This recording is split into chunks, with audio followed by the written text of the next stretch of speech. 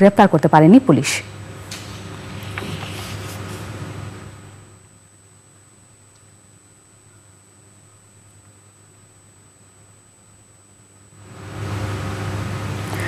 দর্শক, এবারে প্রতিনিধিদের পাঠানো আরো কিছু খবর রয়েছে, আরো একটি ডেস্ক রিপোর্ট।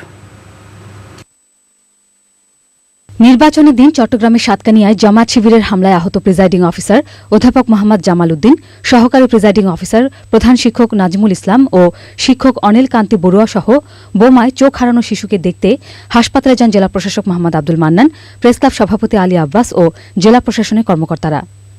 সাজানো নির্বাচন করে আওয়ামী লীগ ইতিহাসের কলঙ্কজনক অধ্যায় সৃষ্টি করেছে বলে অভিযোগ করেছে খুলনা মহানগর বিএনপি। খুলনায় দলীয় কার্যালয়ে নির্বাচন পরবর্তী সংবাদ সম্মেলনে এসব অভিযোগ করেন মহানগর বিএনপি সভাপতি নজরুল ইসলাম মঞ্জু।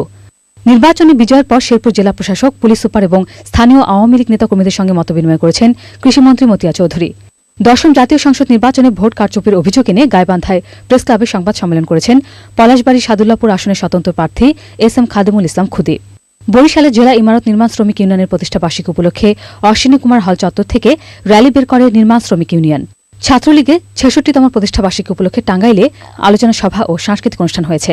প্রধান অতিথি ছিলেন নবনির্বাচিত সংসদ সদস্য সানোয়ার হোসেন। মানসম্পন্ন ও সৃজনশীল শিক্ষা বিস্তারের লক্ষ্যে দিনাজপুরে অভিভাবক সমাবেশ ও শিক্ষার্থীদের পুরস্কার বিতরণ করেছে অক্সফোর্ড ক্যাডেট কলেজ। ফরিদপুরে দরিদ্র রোগীদের বিনামূল্যে চিকিৎসা সেবা দিয়েছে সেনাবাহিনীর সদস্যরা। ফরিদপুর মেডিকেল কলেজ হাসপাতাল ও ইসলামী ব্যাংক কমিউনিটি হাসপাতালের সহযোগিতায় শুক্রবার এই ক্যাম্পের আয়োজন করা হয়। কক্সবাজারের শুটকি মহলগুলোতে কর্মরত শিক্ষা বঞ্চিত শ্রমজীবী শিশুদের বই ও শীতবস্ত্র বিতরণ করেছে বেসরকারি উন্নয়ন সংস্থা হেল্প। বিতরণ অনুষ্ঠানে প্রধান অতিথি ছিলেন জেলা সমাজসেবা অধিদপ্তরের উপপরিচালক Pritam Kumar Chowdhury. National desk, channel I.